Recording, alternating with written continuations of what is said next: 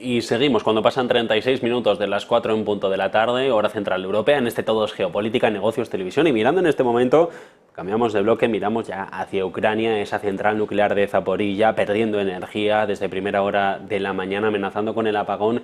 Y entre tanto, me gustaría aquí en este caso empezar por la última hora que ha salido, ese Dmitry Kuleba, el ministro de Relaciones Exteriores, apuntando a que Vladimir Putin y Zelensky nunca se van a sentar en la misma mesa de negociación. Son palabras del alto diplomático estadounidense, ucraniano, mejor dicho, Adrián, y que dan cuenta de lo difícil que va a ser llegar a un punto de entendimiento y mucho menos un acuerdo de paz en esto de la guerra. Sí, da la impresión de que frente a distintas declaraciones que se están produciendo en el contexto de la OTAN, apuntando a la necesidad de abrir un proceso de negociación en otoño, dando por supuesto que el contexto de la guerra va a seguir siendo negativo para Ucrania, estas declaraciones, tanto de Zelensky como de este ministro, apuntan un poco a una estrategia defensiva. Es decir, frente a estos mensajes vamos a lanzar mensajes contrarios quizás o bien para ganar tiempo o para hacer un poco más difícil la organización de esa cumbre. Posiblemente es nos está revelando una diferencia de opinión entre Ucrania y la OTAN. Ucrania quiere apurar hasta el final antes de llegar a esa cumbre. Creen que todavía tienen alguna opción de conseguir algo. Yo creo que la estrategia... estas declaraciones en concreto hay que ubicarlas claramente en esa situación. Yo creo que es una posición claramente desesperada por parte de Ucrania. El sacrificio que esto está suponiendo para su población, se está hablando de los muertos, las bajas, son cifras impresionantes. Están hablando, el coronel MacGregor hablaba ahora de quizás 400.000 bajas, otros han hablado de 300.000, son cifras enormes y tremendas, impresionantes, que nos están revelando un desgaste interno de Ucrania y del ejército ucraniano claramente irreversible, ¿no? Pero así todo, hay estos movimientos por parte fundamentalmente del gobierno de Zelensky. Es muy posible que ellos estén viendo que en esa cumbre, resulte lo que resulte, en esa posible mesa de negociación, ellos no van a salir bien parados. Independientemente de lo que pase con la propia Ucrania, la reacción interna en contra de los que han gestionado este desastre puede ser tremenda, y es posible que estén intentando, como sea, librarse de ese contexto. Está intentando conseguir exactamente el qué, Juan Antonio, en esto de negociar la paz. ¿Qué está intentando conseguir exactamente Ucrania? Si puede conseguir algo. Las declaraciones estas de Kuleba, como otros líderes del gobierno de Kiev, es que, vamos a ver, es que ¿acaso piensan que Putin se va a sentar con ellos? Es que, de verdad, yo no sé en qué... Claro, ¿qué es lo que ocurre? Y Adrián lo ha dirigido muy bien el disparo. Es decir, ¿qué es lo que ocurre? Que estas declaraciones realmente yo creo que son más de consumo interno. Son para mantener una cierta tensión y de aviso a sus aliados. Es decir, pero escuchadas por una opinión pública occidental que está continuamente bombardeada con mensajes de que Ucrania va ganando, de que van a alcanzar Melitopol, de que la ofensiva va lenta pero implacable, de que se ha humillado a Rusia porque se le ha tocado un petrolero civil. Bueno, este tipo de mensajes, claro, dan una sensación engañosa. La sensación engañosa de que, bueno, de que la guerra de Ucrania va bien. La realidad es eso. La realidad es que la guerra de Ucrania va muy mal, tan mal, que efectivamente los analistas occidentales, es decir, sobre todo los que aconsejan y asesoran a los gobiernos occidentales, saben perfectamente que antes de fin de año había que intentar llegar a algún tipo de acuerdo de paz o de armisticio para acabar con eso. Entre otras cosas, porque además vienen las elecciones norteamericanas, y no solo las norteamericanas, ¿no? Y esto puede tener unas implicaciones muy malas, ¿no? A la hora de la reelección de Biden y otras cosas por el estilo. Entonces, ¿qué es lo que ellos sienten, en Kiev sienten la presión de estos países occidentales que dicen, oye, no vamos a poder seguir, pero porque militarmente se están agotando. Y lo vemos en el tema de la munición y otros tipos de armas. Segundo, porque el coste económico cada vez es más insufrible. Tercero, porque aumenta la oposición a la guerra en muchos de los países. Y lo hemos visto incluso ya hasta la propia Polonia. Y finalmente, porque desde el punto de vista político y geopolítico no se puede continuar así ante el riesgo además de una escalada. Con lo cual, Kiev, para digamos, librarse de alguna forma de esa presión e intentar culpar a otros de sus propios fracasos y justificarse ante su opinión pública, pues lanza continuamente este tipo de mensajes de en Navidad estaremos en Crimea, con Putin no hay nada que negociar y cosas así, pero que realmente desde el punto de vista efectivo, real, material sobre el conflicto, no tiene ningún peso, no valen para nada. Es que después de la cumbre de ella del pasado fin de semana, cada vez está siendo más difícil alcanzar un verdadero pacto de paz, y más cuando nos invita a una de las partes contendientes. Eso no tiene nada, claro. Esto era un ejercicio de Arabia Saudita para intentar tener una posición internacional, también decir, no, yo también estoy, como Turquía o como otros países, yo también estoy en el tema de buscar la paz y es decir, ser un actor internacional. Y para eso se hacen estas cosas. Pero realmente alguien piensa que podría llegar a buen puerto una especie de cumbre por la paz en Ucrania que no va uno de los actores principales. No tiene ningún sentido. Eso cualquier analista, simplemente con el planteamiento de la reunión, ya sabe que eso no va a ningún lado. Es así, es sencillo. Pero es este juego, ¿no? Que en la política internacional y la diplomacia es un frente de guerra. Entonces, pues se juega intentando cada uno sacar sus propios intereses. No va a ningún lado esta parte, y en este caso también, Luis Rodrigo, esos anuncios unilaterales como el de Ucrania que lanzaba la Marina a media mañana hoy diciendo que iban a poner en marcha un corredor humanitario en el Mar Negro.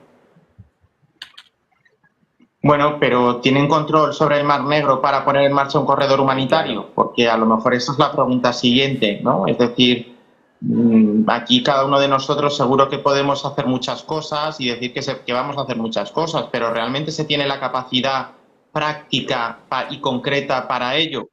Pues en el caso de Ucrania, pues no sé yo si a través del Mar Negro está en condiciones de poner en marcha un corredor humanitario cuando tiene la flota rusa en frente de sus costas, ¿no? Es decir, sería más factible que pusiera en marcha un corredor humanitario terrestre, un poco siguiendo los flujos migratorios que se han seguido hasta ahora, que aprovechara las conexiones con Polonia, con algún otro país de la Unión Europea fronterizo con Kiev, pero sobre todo esa sería la solución más viable, o por ejemplo, la única solución viable, ¿no? Porque, por ejemplo, claro, pues en el Mar Negro, que no tiene capacidad para implementarlo, pues yo no lo veo ni de una manera ni de otra. Yo creo que es un brindis al sol. Es un poco lo que decían mis dos compañeros. Hay iniciativas de la diplomacia que se ponen en marcha. Bueno, hoy diríamos que son para el postureo. Pues sí, son para el postureo, es para decir estoy aquí, estoy haciendo cosas. Pues en este sentido yo enmarcaría esa misma declaración. Un corredor humanitario en el mar. Vale, pues muy bien, pero ya digo, la pregunta que surge justo después es, ¿tienes capacidad para ello? No. Pero además, ¿cómo vas a lanzar un corredor humanitario en un mar desde el cual estás lanzando ataques a la flota rusa, a Sebastopol, al puente de Kerch? Es decir, no te van a dejar. O sea, es una zona de guerra. Es como intentar poner en marcha un corredor humanitario por un campo lleno de minas. Es decir, si tú estás utilizándolo como zona de guerra para lanzar tus ataques, ¿cómo vas a hacer un corredor humanitario ahí? Pero no vemos que es absurdo. En el fondo, ¿qué es lo que está intentando Ucrania desde hace tiempo? Implicar, que haya cualquier incidente para implicar a la OTAN en la guerra, porque sabe que es su única solución. No hay más. Es un gesto de imagen, claramente, pero claro, como habéis dicho, el corredor humanitario es la otra parte la que lo establece. No es que yo voy a sacar mis barcos en un corredor humanitario. Eso no tiene ningún sentido. Es la otra parte la que dice, no, yo acepto un corredor humanitario por el que vas a poder sacar los barcos, ¿no? Pero bueno, es un gesto de imagen, sin más, ¿no? Claro, una cosa muy descabellada, perdón, José Antonio, que se me estaba viniendo a mí ahora a la mente es otra pregunta, ¿no? O se van a utilizar barcos de guerra para transportar población civil y utilizarlo como escudo frente a un posible ataque ruso. Es decir, es la otra posibilidad que solo me cabe. Utilizar personas como escudos humanos, sabes que es un crimen de guerra y estaría por eso lo digo. Internacional. Claro, lo que sí yo veo que es decir, ¿qué es lo que intentan una y otra vez? Pues a ver si en un barco civil de estos del corredor humanitario, pues los rusos lo hunden porque piensan que va cargado de armas, o cualquier circunstancia que obligue a la OTAN a intervenir. Porque ¿qué es lo que teme Kiev ya? Que el apoyo de la OTAN va a ir reduciéndose. Va a ir reduciéndose. Cuando hablamos de los tanques M1 Abrams norteamericanos, que van a ir 31 tanques, eso es un batallón. Bueno, pero si eso ha durado 2 días en los campos de batalla de Zaporozhia. Eso es un batallón. ¿Dónde vamos con eso? Es decir, entonces lo que temen es, por propio agotamiento de la OTAN, que vaya reduciéndose el apoyo militar. Y Kiev sabe que sin el apoyo militar los frentes están perdidos. De hecho, el frente norte lo tienen ahora mismo absolutamente agujereado ya. De la OTAN ya no se puede conseguir. De la OTAN ya no se puede conseguir mucho más. Es que tras la cumbre de Lituania, que ya directamente se le dijo a Ucrania que no le iban a dar un calendario de integración a las claras y no iba a haber ayuda directa, más allá de lo que hasta ahora estaba siendo, es que la OTAN ya no solo es que no ayude, es que está retirando parte de la ayuda. Ya los paquetes financieros cada vez son menores y el agotamiento por parte de los gobiernos occidentales con respecto a estas ayudas también está llegando a un punto en el que queda sobre la mesa si en otoño va a haber mucho cambio en este flanco. Por eso quiero una mesa de negociación. Claro, es que relacionándolo con el comentario del corredor humanitario, lo que se está diciendo es que la única guerra que está ganando Ucrania o que está ganando la OTAN es la guerra de los medios occidentales, ¿no? En la que parece que siempre están ganando, que están perdiendo la guerra en el terreno, están perdiendo la guerra económica, etcétera.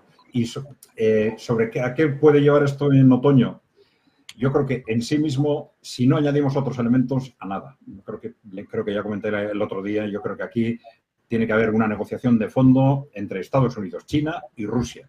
Una negociación que puede ser pública o no, o se puede preparar de forma más o menos confidencial, que es posible que ya existan, eso se está comentando mucho, canales, sobre todo a nivel militar, entre determinados círculos entre los tres países. Bueno, pero está claro que esa tiene que ser la base, porque si no hay un acuerdo global sobre cuál va a ser el nuevo contexto mundial, pues es imposible que se llegue a ningún acuerdo para cerrar lo que está pasando en Ucrania. Entre otras cosas, Adrián, porque hay una cosa que no debemos olvidar. El origen último del conflicto en Ucrania es la falta de un tratado de seguridad colectiva en Europa. Y eso no afecta exclusivamente a Kiev, eso afecta a toda la OTAN. Es decir, es que ese fue el origen de los ultimátums rusos en noviembre y diciembre de 2021. Se quería un tratado de seguridad colectiva porque se estaba incumpliendo el acuerdo de Helsinki, por el cual la seguridad nacional de unos países no puede ser a costa de la seguridad nacional de otros países. Sí, para mí ese es el segundo nivel, porque tenemos 3 niveles, ¿no? Sí, porque esto ya ha saltado a nivel mundial. Ya no es solo Rusia, Europa, ya es Estados Unidos, es China, es la India, son los países emergentes. Tenemos el nivel de negociación sobre ese nuevo orden mundial que hay que pactar. Y lo tienen que pactar fundamentalmente Estados Unidos, China y Rusia. Un segundo nivel que es qué pasa en Europa, cómo organizamos la seguridad colectiva en Europa, como tú dices. Y un tercer nivel, bueno, relacionado con esto, como una pata de esa estructura de seguridad colectiva, qué pasa en Ucrania, ¿no? El conflicto local ucraniano. Y sobre todo, una clave importante es cómo organizamos la seguridad colectiva en Europa sin que Rusia sienta que eso es una amenaza para su propia supervivencia. Que ese es el gran desafío, creo yo. El problema es que ese es el problema. El equilibrio mutuo, claro. El Tratado de Seguridad Colectiva debería conseguir que todo el mundo se sienta suficientemente seguro, ¿no? Tanto Rusia como el oeste, ¿no? Digamos. Eso supondría cambiar un poco la dinámica que hay en Europa de mirar hacia Estados Unidos, no solo por este asunto, sino también por otros como... Totalmente. Claro. Un poco no, totalmente. Bueno, pero si el punto de partida es un acuerdo multilateral o tripartito entre Estados Unidos, Rusia y China, es evidente que dentro de ese acuerdo Estados Unidos va a aceptar un determinado marco para Europa. Si no, difícilmente van a llegar a ese acuerdo mundial. Bueno, pero Estados Unidos no está aceptando ni siquiera negociar con Rusia o con China un nuevo estatus y un nuevo orden. Ese es el problema. Es decir, ese es el problema actual. así como... Claro, y aquí también tenemos que tener claro que lo que Estados Unidos pueda aceptar o pueda, en ese caso hipotético, no tiene por qué coincidir con los intereses europeos. Es decir, lo hemos visto infinidad de veces a lo largo de la historia. Y que Estados Unidos se siente a negociar y piense en que la posición que va a adoptar va a ser pensando en los intereses europeos y defendiendo el interés general de la Unión Europea es una ingenuidad de libro. Es decir, aquí Europa, creo yo, por lo menos yo es como lo veo, Europa tiene que hacerse mayor de edad ya. Europa tiene que ser consciente de que tiene que buscar su propia seguridad por sí misma. ¿Cortar lazos con Estados Unidos? Bueno, pues no del todo, porque al final es un socio y nunca hay que enemistarse del todo con quien puede ser un potencial aliado de cara al futuro. Pero Europa tiene que hacerse mayor. Europa tiene que decir, quiero organizarme yo misma, va un poco en línea por algún documento reciente, lo de la brújula estratégica, y va un poco yo lo veo en ese sentido.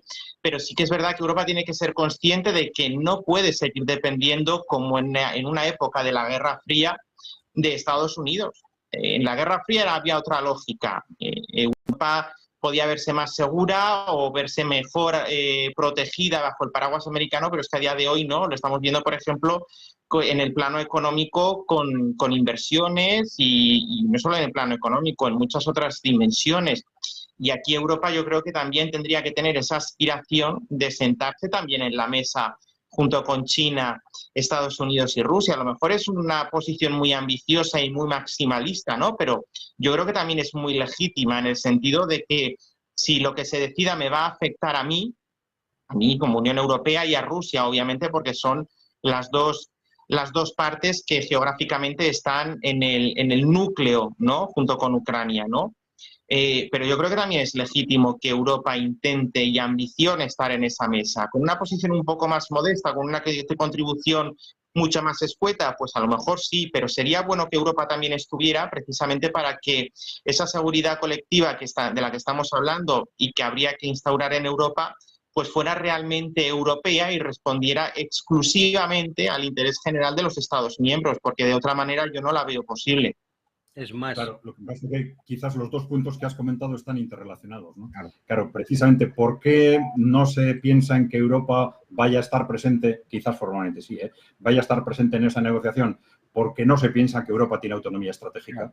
Como los líderes europeos realmente no piensan por sí mismos, no toman decisiones por sí mismos, pues bueno, realmente no aportan algo distinto. Por eso en la negociación real seguramente no van a aceptar a Europa como un partner diferente. Ahora, yo diría, Adrián, sí, es que Europa está sirviendo de parapeto para Estados Unidos.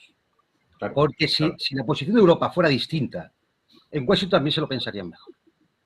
Claro. Es el gran parapeto.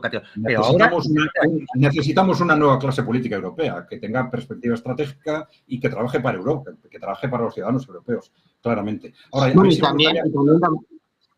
tampoco vamos a echar toda la culpa a unos. También a lo mejor tenemos que repensar si el tratado que tenemos responde, tal y como está configurado, a las necesidades que tiene en el 2023 la Unión Europea. A lo mejor hay que pasar a mecanismos de mayoría cualificada en política exterior y no seguir constreñidos a la unanimidad, que eso nos hace ser un elefante intentando correr una maratón en algunas ocasiones. Es decir, que es que igual hay que repensar la configuración interna que tenemos. Si los países europeos fueran soberanos, te diría que sí. Pero no siendo soberanos, al final estás dejando una mayoría cualificada que puede estar en manos de intereses extranjeros.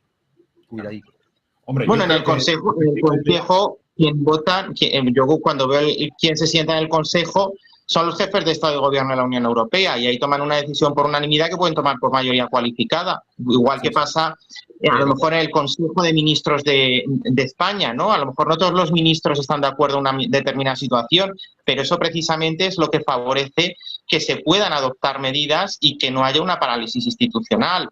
Digo el caso del Consejo de Ministros en España como podría ser cualquier otro, Yo creo que igual hay que pensar eso y que de cara a los próximos años sería bueno que se hiciera. Imagínate, Luis, que hubiera en ese Consejo de Ministros que trabajan para otros de fuera. Es decir, que en el Consejo de Europa puede haber países que sus dirigentes realmente están trabajando para los intereses de fuera. El caso es que seguimos siendo el gigante de los pies de barro. A mí me cuesta pensar que un primer ministro va a anteponer los intereses de un país extranjero antes que del suyo propio. Pero vamos, tú porque eres muy joven. Bueno, yo a lo mejor soy un poco ingenuo. Si les parece, es que tenemos que dejarlo aquí. Pensar que Angela Merkel defendiera antes a Estados Unidos que el interés alemán, pues me cuesta bastante, ¿no? Pues has dicho que... Bueno, sentamos las bases para un futuro debate. Lo tenemos que dejar aquí. Adrián Celaya, Luis Rodrigo de Castro, Juan Antonio Aguilar. Un placer de debate y emplazamos todas estas cuestiones al próximo. Buena tarde. Buena. Gracias, igualmente. Hasta luego. Nosotros ahora pausamos para publicidad y en punto, en unos segundos, actualizamos la información.